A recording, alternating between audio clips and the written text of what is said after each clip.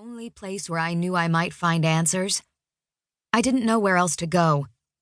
I didn't know anything, and I was terrified. This place. It was the only thing I knew with certainty. It was the tiny piece I held on to through all his torment. It was the reason for my being. I knew that.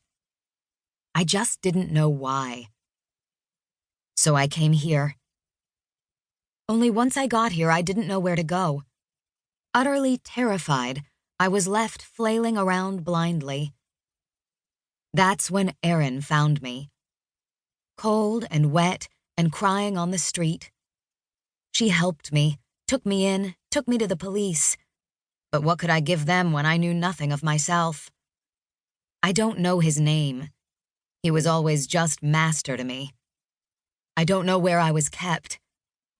I found out it was a church when I tried to escape, but that's it. I don't know my real name. As I said, I'm Raven. His. Only his. I'm an empty canvas.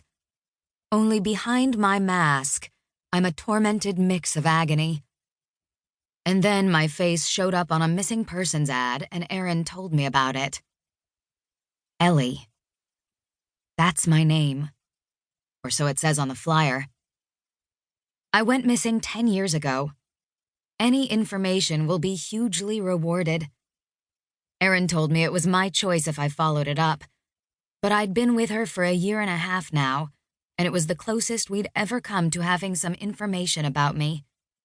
The police have been trying to get in contact with me. They'll come around soon, no doubt. They'll want to know more. They'll want to talk to the mysterious strangers that showed up at my doorstep. They'll want answers. Because like us, they too have none. And they too have spent the last 1.5 years trying to find out who I am, with no luck. This is it. But I'm utterly terrified. Because deep down, I don't know who to trust and who not to. Erin is the only person I rely on. She's the only solid I have.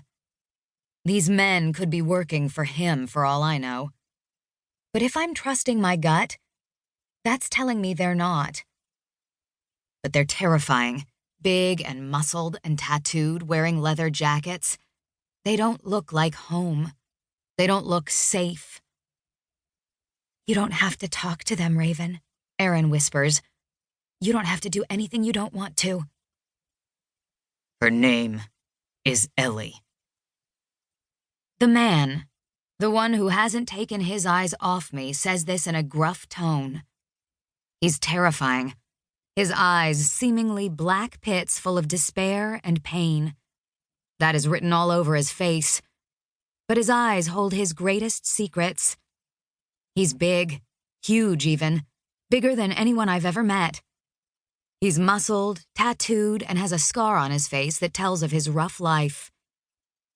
And yet, he's incredibly breathtaking, so beautiful I'm struggling not to stare. But holding his eyes makes me nervous, and I can't bear to keep looking and fears I won't be able to calm myself down. Maybe to you, Erin snaps, but Raven is all she knows. So for now, until we know you're telling the truth about her, Raven is who she is. And if she doesn't want to talk to you, she does not have to. Y'all might be big and scary, but I promise you I will fight you if you even attempt to come any closer to her without her permission. One of the men, who is also wearing a jacket but has lighter hair than the rest, laughs. I like her. Erin glares at him. She's been my rock, my support, my friend, my sister. I couldn't have gotten through without her. She makes me feel safe. She makes me feel stronger. She's always lifting me up, helping me through, getting me through my darkest days.